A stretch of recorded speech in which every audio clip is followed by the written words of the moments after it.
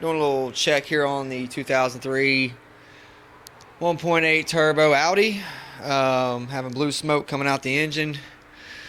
Got down below to check the intercooler line. And we are here, and yeah, we're dripping a bunch of oil into the intercoil line.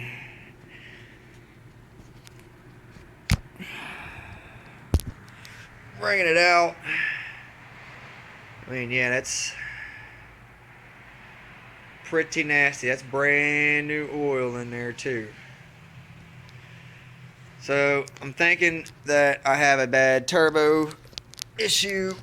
We'll be digging into the turbo line and checking the turbine in there very shortly. But yeah, that's the inside of that. Thank you.